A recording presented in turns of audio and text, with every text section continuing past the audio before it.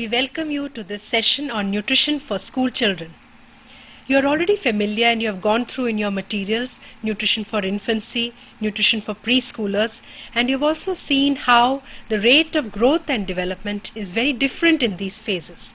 It is the maximum in the period of infancy, and slowly during preschool years it increases, but it is not as rapid as in infancy. And in the school years, as we will see during this discussion, the rate of growth changes, it slows down, but that doesn't mean that growth is not taking place. To talk about this aspect and several other aspects related to nutrition for school children, let us now start with the first visual, which is going to tell you about characteristics of the school years. Now, as I was mentioning, growth continues at a steady pace. It doesn't mean that the growth is not rapid, but it is not very rapid. It is lower than in the preschool years and lower than during the period of infancy. So that was the first aspect that we have talked about, that growth is continuing at a steady pace. Now we've also talked about distinctions between growth and development. Growth is basically increase in the number of cells, whereas development is talking about an improvement in functioning. So actually the school years are characterized by an improvement in functioning of many tissues, many organ systems. So you can see that there is this distinction carrying forward between growth and development. Also we can notice that there are major types of changes taking place which are associated with this improved functioning, and that is expansion in the blood volume, as the visual is telling us how the blood volume expands, how there is the basic change in the skeletal system, and also there are sex differences in growth and development. Now what kind of sex differences and how does sex really influence the recommended intakes? Now what happens is that up till the age of 9 years, now school years themselves, there is a differentiation between the period 7 to 9 years and the period 10 to 12 years. As far as 7 to 9 years is concerned, the boys and girls, they grow at a very similar rate, a very similar type of pattern, so you can't really make out any major sex differences. But once we reach the 10 to 12 years age group, we have a clear differentiation in the requirements for boys and the requirements for girls, and there are underlying reasons for this. Like we talked about the nature of growth, the rate of growth. Now what happens is that the body composition itself is changing during this period. The amount of adipose tissue and the amount of muscle tissue. These are basically two major types of tissues that are found in the body. What happens is that during this period, we start seeing changes for boys and changes for girls which are different.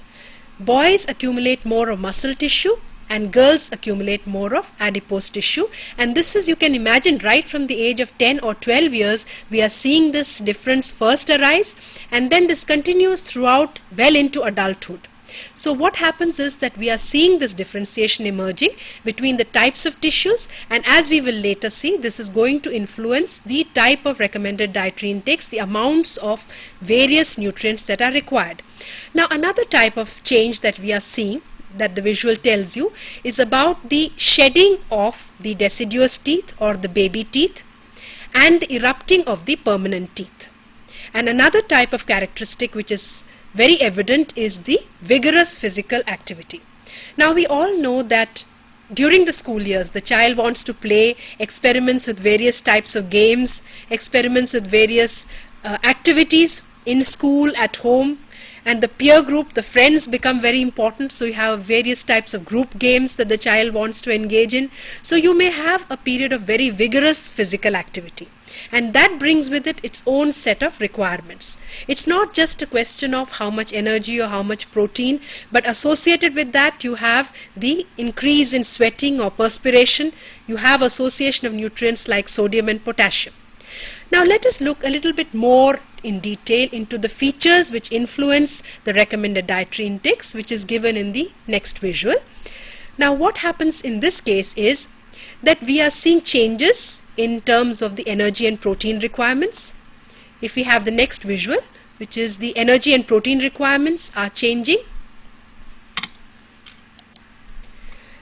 Differences in rate of growth between boys and girls, differences in body composition of boys and girls, These are the two different types of changes that are taking place in the growth, rate of growth, and the body composition. Now, in terms of the growth and development of muscles, as I was mentioning, the expansion of blood volume and increase in size of various body organs. So, as I was explaining here also, this, as we will see very soon, is in terms of how much the blood volume is increasing. Now, as the tissues grow, you are also finding a change in the blood volume. As the tissues increase, we need a larger blood volume to support the activity, the growth, the development. So this increase in blood volume becomes concomitant with that. Muscle, blood volume, and also in terms of the size of various body organs. Every body organ at this time is undergoing an increase in size. This is associated with an improved functioning, as you can see. And also now let us talk about another aspect which is related to the mineralization of bones. If we look at the visual again, that is in terms of considerable mineralization of the bones and formation of the permanent teeth. So here also, when we talk about mineralization, what is it that we are meaning? Let us just spend a few seconds on that.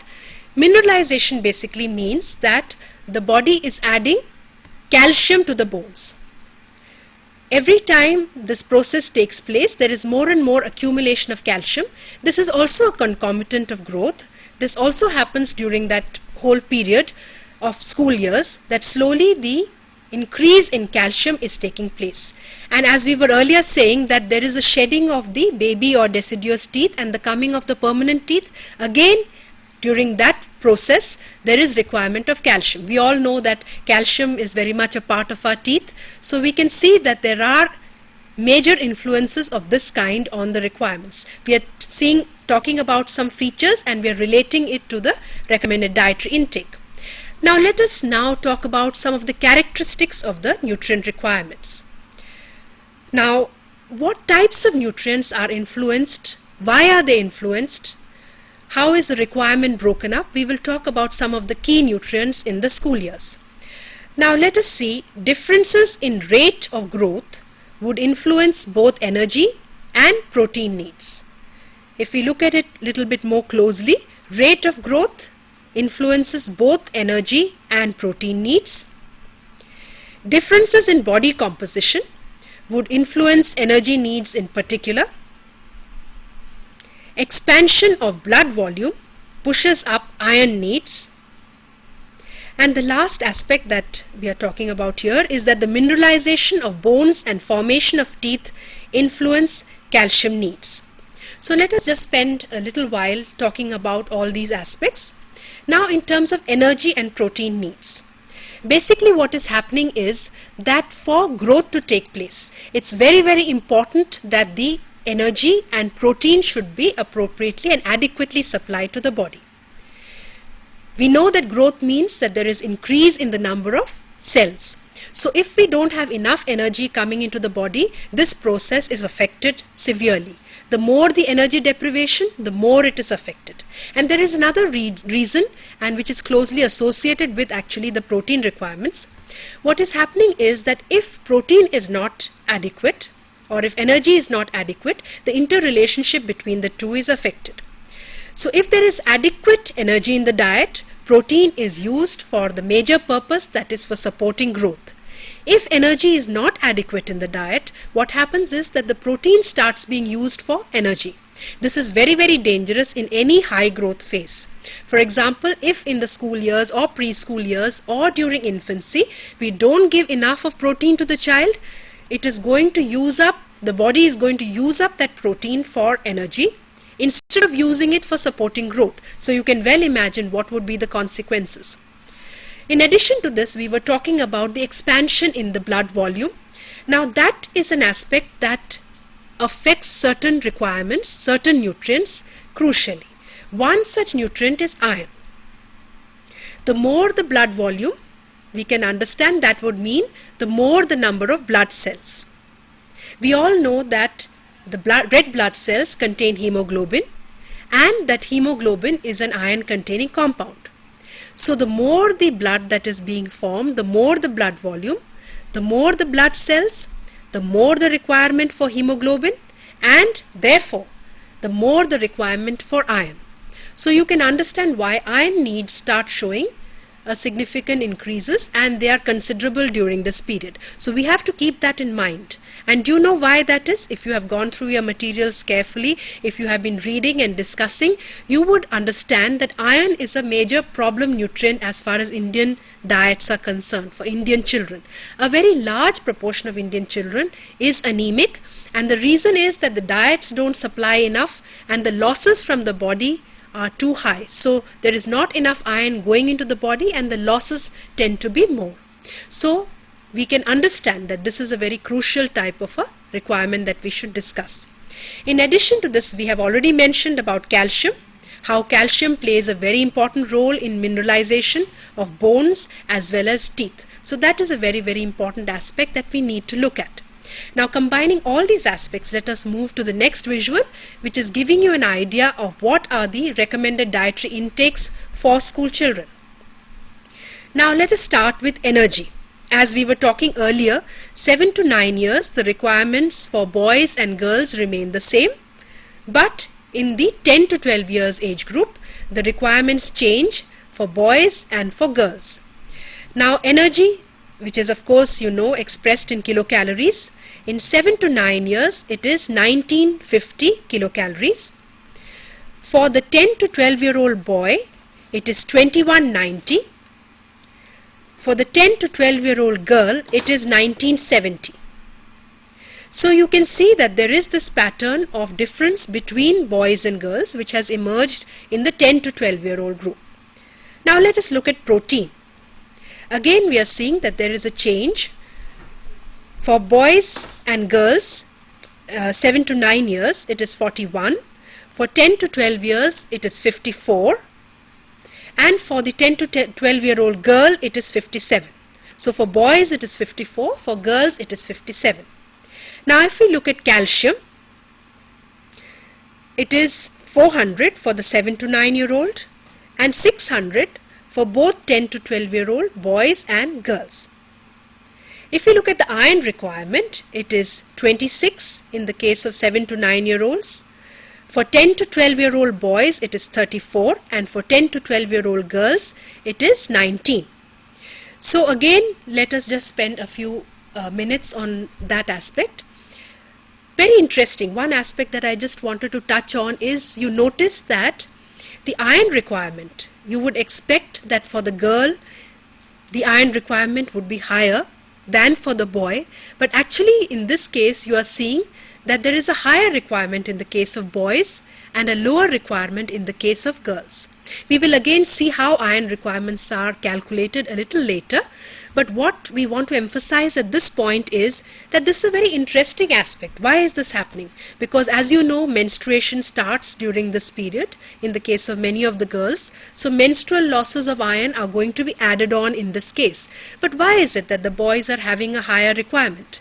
The answer turns out to be that the absorption of iron in the case of the boys is lower than in the case of girls. The boys may absorb only 3% of the iron that they eat compared to girls who may absorb 5%. So in other words, we need to supply more iron in order for that amount to be absorbed by the boy, and the girl may eat little less but she will still be able to absorb more of that iron. So therefore, the requirements or the RDIs for girls in the case of iron, 10 to 12 years of course, is higher than in the case of boys, 10 to 12 years. Now let us move on to some of the other requirements, other nutrients in the next visual. So now we are going to talk about vitamin A. We all know that the units for vitamin A is microgram, and we can differentiate between retinol or carotene. Of course, both of them are forms of vitamin A. In the case of retinol, you can see that there is no change during the school years. We begin with 600 in the 7 to 9 year category, and in the 10 to 12 years category, both boys and girls, it continues to be 600 microgram of retinol. We all know that carotene, which is another form, so that's why we are saying retinol or carotene, it remains 2400. We all know that the relationship between retinol and carotene, so you can see that this is remaining constant during this period. Now let's talk about thiamine and let's talk about riboflavin. These are also two nutrients which, as you know, are related to energy requirements. Thiamine in milligrams, it is 1 during 7 to 9 years, 1.1 during 10 to 12 years, and 1 during 10 to 12 years for girls. Boys and girls, there is a slight difference in this case. Again, riboflavin is 1.2, 1.3 and 1.2. So again, there is a slight difference between boys and girls. Now let us just talk about these requirements and how they are related to various other types of needs, nutrient needs. Now when we talk about vitamin A, we can understand we are talking about either retinol or we are talking about carotene, and we are saying that we have to supply the 600 micrograms to the boys and girls irrespective of the age. This is not really influenced by the age. Now when we are talking about thiamine and riboflavin, there is another interesting difference that is coming up, and that difference is related to the energy needs. In fact, the more the energy, the more the requirement of the B complex vitamins. And we know that the boys, the energy requirement is higher. So what is happening is that in their case, they need more of the B complex vitamins as well. It's not just in terms of the energy, it's also in terms of the B complex. And do you remember the reason for that? The reason is that the B complex vitamins play a role as the coenzymes, associated with the coenzymes. So what happens is that the metabolism, in order to release energy, is dependent on these nutrients. In fact, not just thiamine and riboflavin, but also niacin. So if we move to the next visual, we are going to talk about the requirements for niacin here. Again, you see that in the 7 to 9 years, it is 13 in the case of both boys and girls. In the 10 to 12-year-old group, for boys it is 15, and for girls it is 13. So again, you're seeing a pattern of the boys having a higher requirement, and as I was mentioning, the reason is that this is tied up with the energy requirements. Since boys have higher needs of energy, the requirements are also higher. Now let's talk about vitamin C, folic acid and vitamin B12. Now vitamin C is remaining constant throughout the school years at 40 milligram vitamin C per day. In the case of folic acid, it is increasing slightly from 60 micrograms at 7 to 9 years to 70 micrograms at the 10 to 12 year age group. And as you can see, there is no difference whether it's a boy or a girl. In both cases, they are having a requirement of 70. Now in the case of vitamin B12, again we are seeing a constant line, and that is between 0.2 to 1, and we are just keeping constant at this particular requirement. So we are not seeing any change at this particular juncture. Now if we look at the next aspect, that is, we were talking about the iron requirements of the boy. Now we have needs for replacement of basal losses. In addition to this, we have growth needs, and we have needs for improvement of body stores of iron.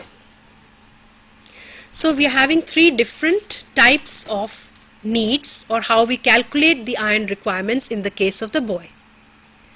So if we have basal losses, now let's just talk about these basal losses. How are these basal losses coming about? What do we mean by basal losses? Actually, the body is always losing a certain amount of iron through urine, through feces and through sweat. Now this is absolutely unavoidable. So we cannot do anything about this aspect. There will be losses through your urine, sweat and feces, and these are what are called basal losses. So if we come back now to the slide, that is, we are talking about the needs for replacement of the basal losses, the growth needs, and the needs for improvement of body stores of iron. So we have needs for growth, we have needs for improvement of body stores of iron. Now what do we mean by this whole aspect of body stores? If we spend a few seconds on understanding that, now iron is one of those nutrients which is stored in the body. So what happens, as if at any time the child is consuming more iron than the child needs at that particular point of time, the body stores these ions, stores this iron. And where is this iron stored? It is basically stored in the liver. So what you are having is that it's not just enough to meet the requirement of a day. As you know that the body finds iron one of the most important and crucial nutrients. So the body is in itself making allowances for a particular day when you may not be consuming enough of that iron, so that iron is being stored in the body. So we have to make provision in our requirements for this requirement as well. Now in the case of the boy, we have these 3 heads. Now what happens in the case of the girl? Let us look at that aspect now. This is a little bit more complex. Now instead of 3 compartments, we are having 4 compartments, as the slide tells you. We have the needs for replacing basal losses. Now in this case, whether it's a girl or a boy, those losses, as we mentioned, are already specified. They're already unavoidable. So we have basal losses in the case of both the boy and the girl, which have to be replaced. We have the needs for growth. We have the needs for improvement of the body stores of iron, and we have the needs for replacing of the menstrual losses. So we have a major change here in terms of one component which is being added, and that is in terms of the menstrual losses. So as I was mentioning, this is an additional requirement in the case of the girl. But the funny thing is that when we have added these 3 aspects in the case of boys and the 4 aspects in the case of 4 components in the case of the girl, as we discussed earlier, the total in the case of the girl works out to be less than in the case of the boy. And of course we found that because of the lower absorption in the case of the boy, and therefore we need to give more of the iron to the boy. So now another aspect that we can look at is about the whole area of meal planning. What are the different aspects that we need to consider? So now let us just look at whom are we planning for. Is the child in the 7 to 9 years category or in the 10 to 12 years category? This is important for us in the sense that whether the child is 7 to 9 years old or 10 to 12 years old, we all know, we have seen the kind of differences that come in the recommended dietary intakes. Now is the child between 10 and 12 years of age, is it a girl or a boy? What income group does the child belong to? What is the religious and cultural background? What are the regional aspects? Where does the child stay? These are all aspects that we need to look at in detail when we talk about whom we are planning for. Now one of the other aspects that we are looking into would be related to which nutrients really are of particular importance. Which nutrients should we be looking at when we are planning diets for school children? We all know that energy is important, protein is important. These are 2 major nutrients. Whichever diet we are planning for, whichever individual, whichever age group, irrespective of the background, we all know that energy and protein requirements are central to the diet planning for any individual. So in this case also, we have to talk about energy and protein. In addition, during our discussion, did you notice any nutrients that we are mentioning again and again in terms of their importance in the school years? You're right, there is calcium and there is iron. So if you look at the next slide, we are just seeing in brief that we are having these nutrients which we should keep in mind: the energy giving nutrients, carbohydrates and fats, protein, iron and calcium. So these nutrients are important, and we have also explained to you why these nutrients are so important and why we need to keep them in mind. Let us just recapitulate why these nutrients are important. In the case of energy, we are talking about giving more energy and protein. Why? To support the growth and development. The more the energy that is provided, the more it will be able to support the growth and development during the school years. Protein is basically for supporting growth. Energy, of course, is not just for supporting growth, it is also for the maintaining the metabolic rate of the body, providing energy for the various activities which the child is engaging in. So we have the requirements for both energy and protein. In the case of the nutrients such as iron and calcium, we again know why this is important. Iron because of the expansion in blood volume, very important during this phase, and calcium because of the mineralization of the bone, the skeletal system, and the mineralization of the teeth. So these are some very, very important aspects that we need to look at when we are talking about these nutrients. Now let us look at some aspects about which foods we should select. Include items from each of the three food groups: energy giving, body building, and protective or regulatory in each meal. You would remember these three food groups. This is very important when we are planning meals, that we should include each and every one of these three food groups: energy giving, body building, and protective or regulatory. Then we must include an animal protein source in each meal if possible, and if income permits. Use cereal pulse combinations to improve protein quality. And include foods rich in calcium and iron. Now, when we are talking about these three basic food groups, let us just jog your memory, as it were, on what are these food groups. The energy giving food group, we all know, that includes cereals, that includes roots and tubers, sugar, fats and oils. I'm sure we don't need to go into all the details of which specific foods. You would be remembering those, but basically these are the type of foods which go into the energy giving group. Now, what about the bodybuilding group? Of course, the moment we talk about bodybuilding, we immediately associate it with protein, and that means that we are talking about the increase in the foods which are rich in protein. Now, what are those foods? We know that that is the flesh foods, that is meat, fish, chicken, eggs. We are also talking about pulses, and there's one kind of wonder foods which we can talk about, that is the nuts and oil seeds, which are very rich in energy, but they also happen to be very rich in protein. So sometimes it really helps to add a little bit of the nuts and oil seeds, particularly in the case of snacks where we want to increase the energy density. Then we try to increase the amount of such foods which are providing valuable protein, as well as the nuts and oil seeds, as well as the fat that is contributing the energy part. Now, we also talked about the protein quality. Now, this is a very important aspect.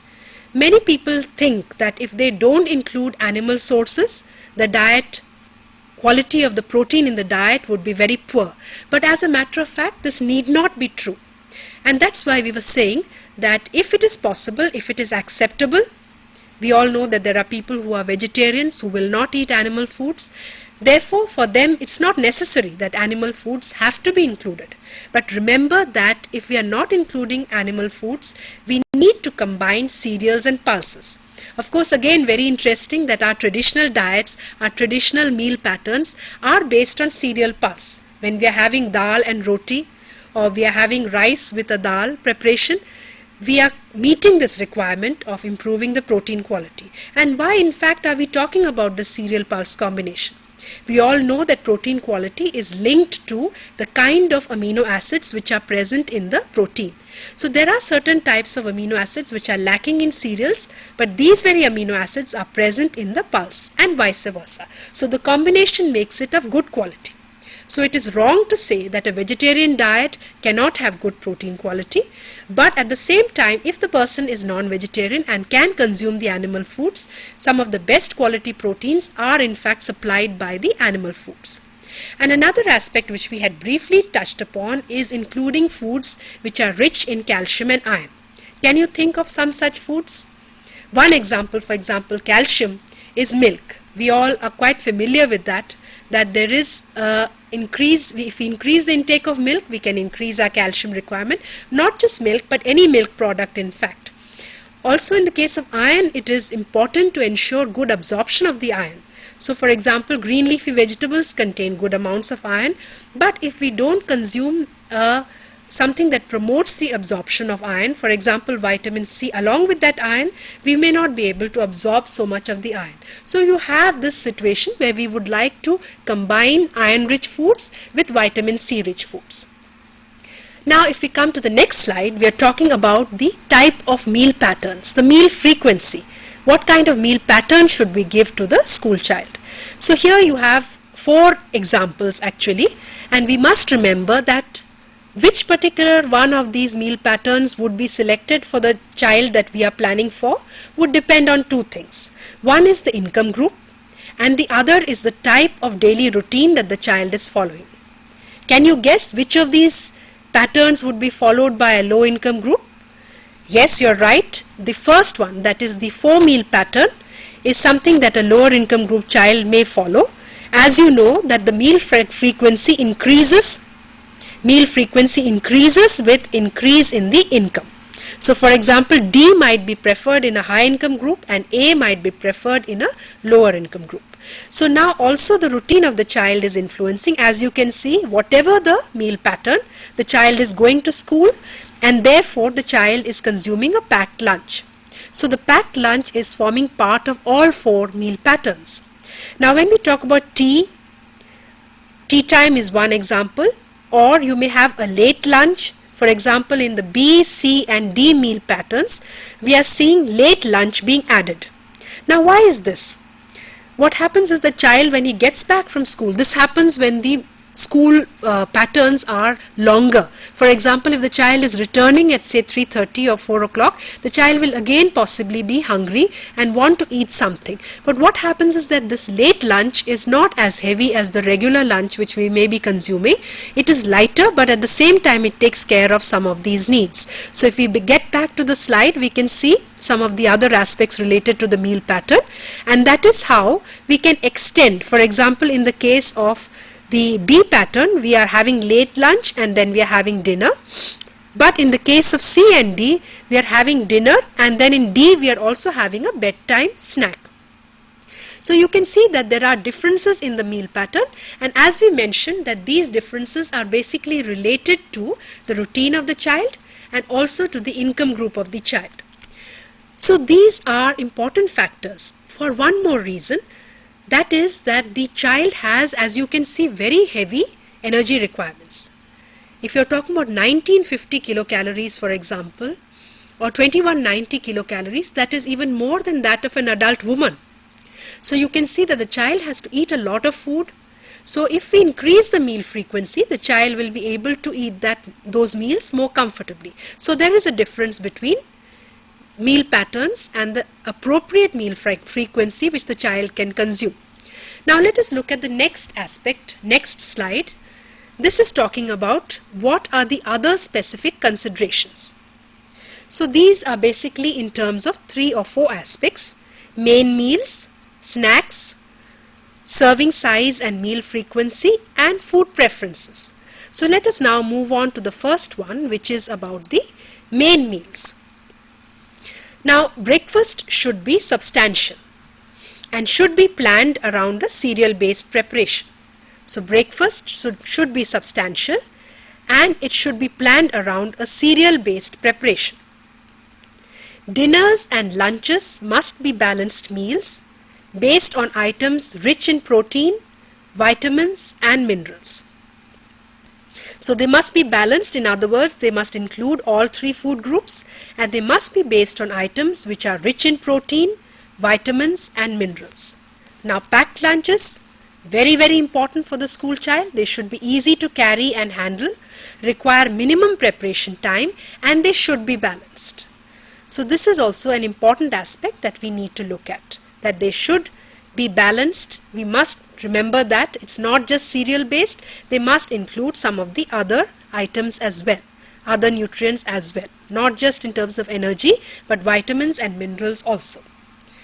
Now if we talk about some of these aspects, let us just look at what we are emphasizing, that they should not be just cereal based. If they turn out to be just cereal based, that is entirely a waste, because what is happening is that you are getting the energy but you're not getting the protein, you're not getting enough of the vitamins and minerals. So very important that all the 3 food groups, that is energy giving, body building and protective and regulatory, should be included in each and every meal.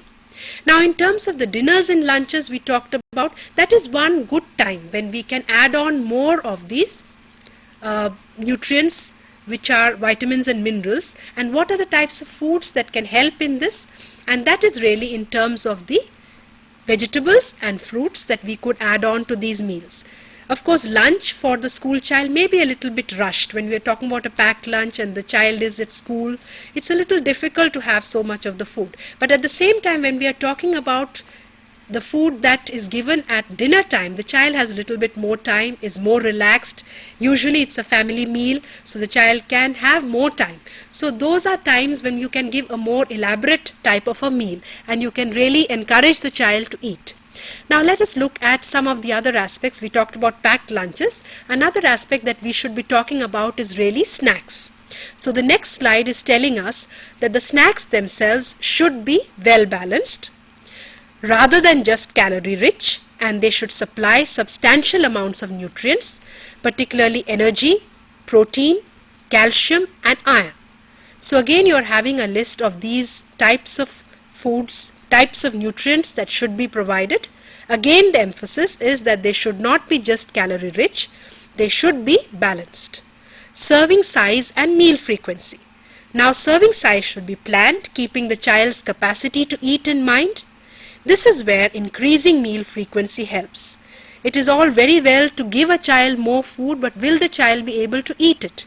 That is the whole question. When we are talking about serving size and meal frequency, one of the major aspects that we need to look at is in terms of the capacity of the child to eat. Can the child consume all that food at one time or not? If the child cannot, there's no point serving all that food. But if the child can, we must encourage the child to eat well at each and every meal, to consume those packed lunches, consume the snacks. And the snacks are often consumed by children mid-morning or at tea time. So these are good times to include snacks for children in their diets, so that they will be able to take in this extra amount of food so that they can meet their energy and protein requirements. Now, one aspect that we can talk about here is really in terms of the ready-to-eat cooked snack or the cooked meals, which form a part of the midday meal program.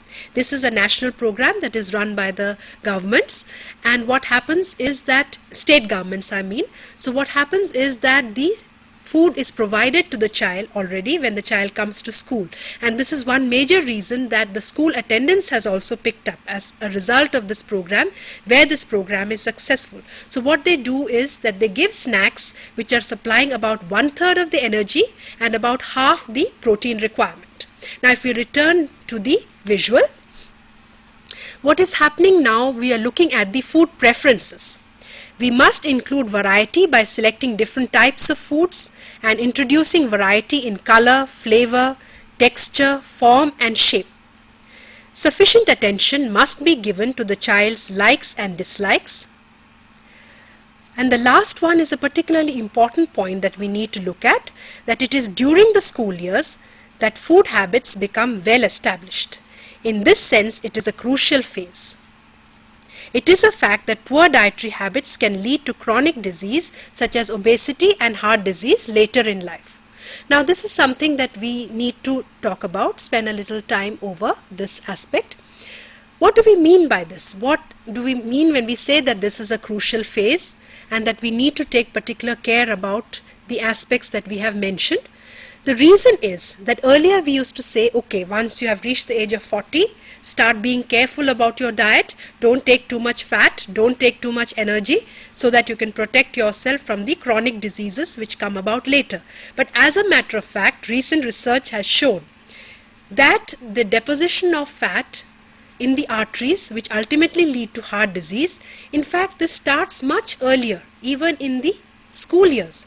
So if we don't take good care of the habits of the school child, we are going to have the emergence of more and more of these chronic degenerative diseases later in life, and this is going to create a major type of epidemic, a silent type of epidemic, which is going to have a major toll in terms of illness, in terms of sickness, in terms of death in our population.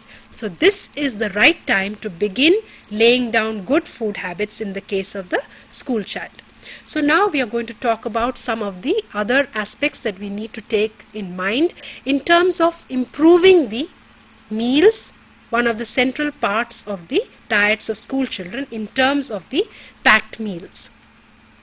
Now energy giving foods, they are constant. We need to give energy in each and every diet, each and every meal. So we have not put it down on this list. That doesn't mean it's not important. It's just that that is an underlying thing that you must remember. Energy must be included, whatever packed meals that we are putting in. Now in the case of the bodybuilding group, how can we add the bodybuilding group? We must add a pulse in suitable form.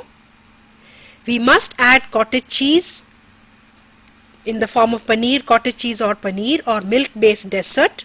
We can add meat in a suitable form. We can include egg in a suitable form. So pulse, milk-based items, meat or egg. If we include this, we can take care of the requirements. If we don't include some of these items, we are going to run into some types of problems in terms of the protein intake. So very important that we must add these items. Now when we look at the protective regulatory group, we are talking about adding a fruit or fruit-based preparation, adding vegetable preparations. So these two are also very important in terms of whether we are adding the protective regulatory group in adequate amounts. So now let us talk about some aspects that we need to talk about in terms of the influence on school children. What are the kind of influences that are taking place? How is the school child influenced by other outside influences? For example, if the school child is going to school, we all know that the child goes to school, there is a interaction with other peer groups. There is interaction with teachers, with other people, with friends. So what is happening is that the school child is getting a lot of influences into his daily patterns, into his daily interactions. Now, how does this really influence what the child does in terms of food? We all know that the peer group has an immense influence on the child. The peer group is going on influencing in terms of, for example, if the friend tells the child, okay, you consume this particular type of food, the child will readily agree to that and will want to do that because that gives the child ready acceptance. But at the same time, that's not going to help the child necessarily in improving the nutritional value of the diet. One common example is, for example, foods like what we commonly as nutritionists, we may term them as junk foods. The child may be consuming foods which are rich in energy but not rich in protein or vitamins or minerals. So you're ending up with the child consuming too much of energy rich foods. This is a very, very common pattern that is happening now. So you find that the child is putting on weight. In many cases, children sit in front of the TV for long hours. Again, this results in the child going about putting on weight, reducing energy expenditure. So this results in obesity, and of course it's a major kind of a problem for the child and will pave the way for chronic diseases later in life. Also, we have the influence of advertisements. We have the influence of various types of bombardment of children with messages, either covert or overt, where the child is getting the message, eat this food, this is a wonderful food in terms of taste, in terms of the acceptance by your other friends and peer groups, and the child may readily accept that meal pattern, but this can result in malnutrition of the child. We all know that malnutrition just doesn't mean undernutrition, it also can mean overnutrition. So we really need to differentiate between these two aspects, that is overnutrition and undernutrition. We have several children who are undernourished in India, but we are also seeing side by side these two trends keeping pace in terms of overnutrition as well as undernutrition. So we need to really keep that in mind. We need to make sure that the child is consuming a well-balanced diet. If you remember all these slides, we have continued to emphasize well-balanced. The meals should be well balanced, snacks should be well balanced, the packed lunches should be well balanced. It's very easy to just pop a piece of bread in the packed lunch and say, okay, that takes care of the requirements. But actually that is not happening. The child is only getting energy. So very, very important that we need to keep in mind all the nutrients are met, all the nutrients are being supplied to the child through the diet. So once we look at all these aspects, we realize that it is far more complex. We need a lot of things to be taken care of, but we also know that if you keep all these keep all these concerns in mind, we can plan an adequate diet. So thank you for listening in. Thank you.